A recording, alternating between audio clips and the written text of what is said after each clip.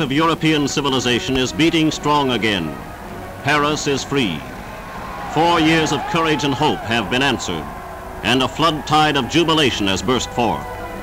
The people of Paris, always great performers in history's drama, rose to meet their liberators. Once more, France held high her head. Unswerving victory marched proudly along the Champs-Élysées.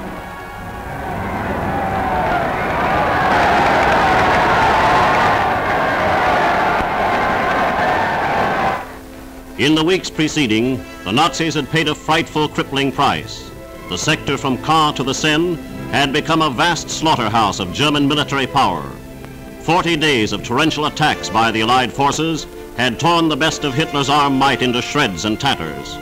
From the vortex of that desolation, nothing emerged but dazed and wounded prisoners.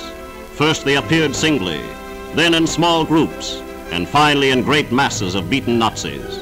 With fateful justice, they found themselves in a prison camp of their own making, one intended for Frenchmen. Some cannot hide their happy relief at coming through alive. Others are stunned and bewildered.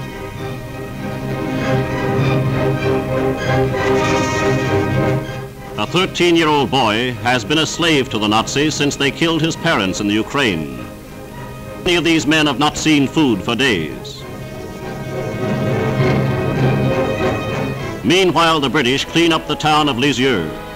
It is a house-by-house and street-by-street assignment.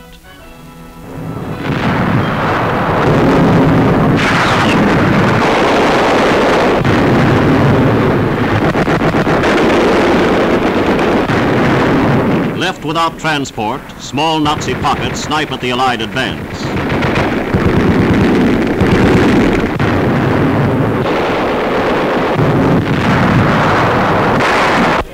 Great honor goes to the people of Chartres, who made of their town a key center of resistance. At 19, this brave and beautiful girl is a veteran of partisan fighting. General Charles de Gaulle stopped here on his way to Paris. It was from this chateau, 25 miles from the capital, that de Gaulle directed the French armored divisions. France acclaims this man both as a soldier and symbol of a nation reborn. To the American columns, moving at blitz tempo, went the distinction of first crossing the Seine. Patton's thundering armor breached the river, both above and below Paris. They forced the Nazi panzer divisions into the capital into headlong flight. One American spearhead smashed into Paris after German treachery flouted the armistice reached with a Maquis. It crushed a Nazi screen before the city. A tank and machine gun skirmish was waged at the foot of the Eiffel Tower.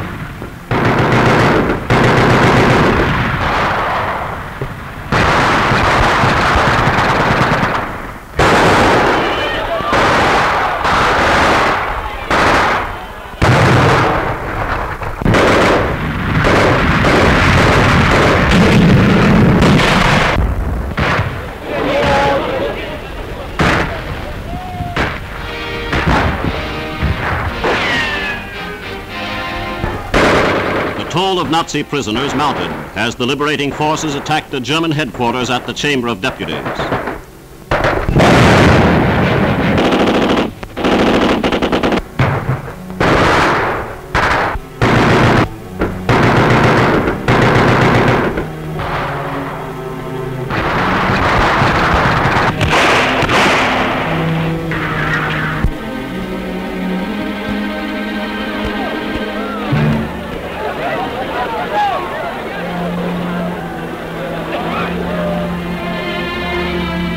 Resistance was short-lived, and another haul of prisoners was taken.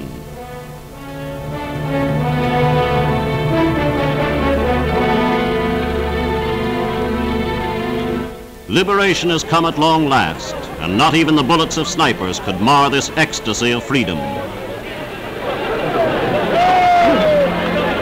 General Leclerc's armored forces rolled triumphantly into their beloved city. Many of these men have carried on the struggle since 1940. For 4 long years they dreamed of this day.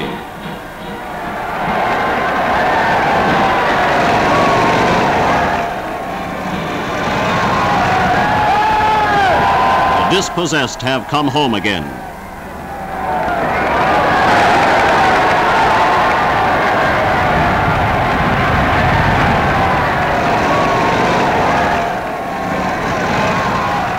although present unofficially, it was fitting that these Tommies found their way into the city.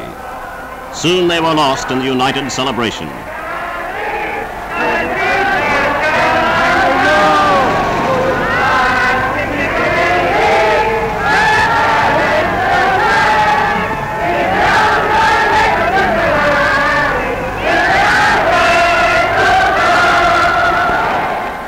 The spotlight fell brilliantly on General de Gaulle the moment he set foot in Paris.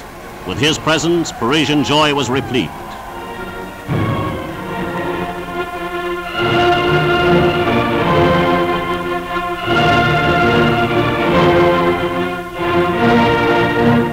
To him was given the honor of rekindling the everlasting flame at the Arc de Triomphe.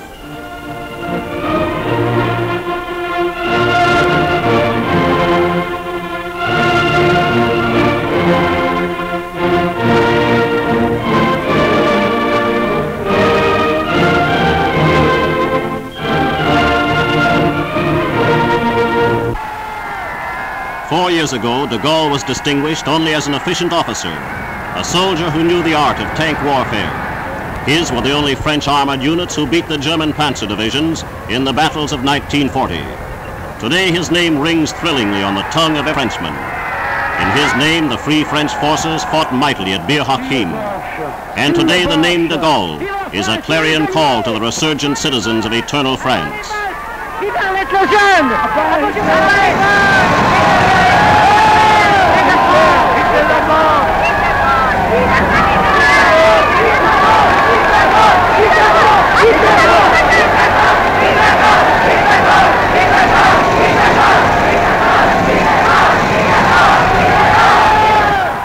The largest square in the world, the Place de la Concorde, swells with its largest audience to greet this leader.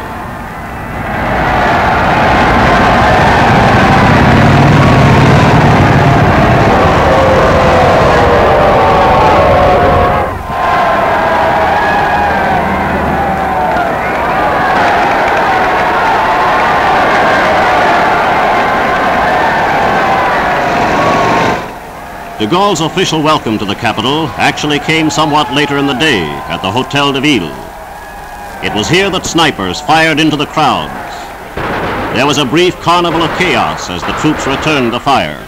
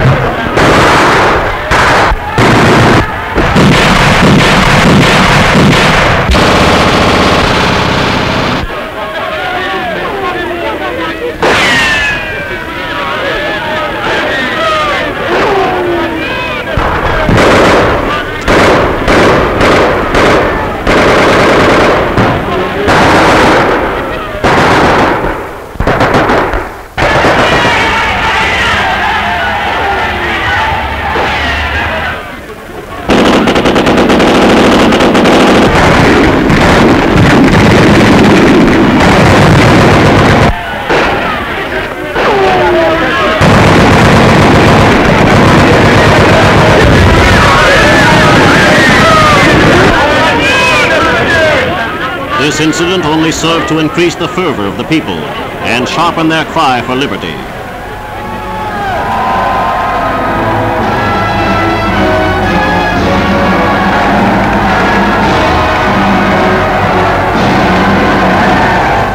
Once more, colors of France fly from the Arc de Triomphe.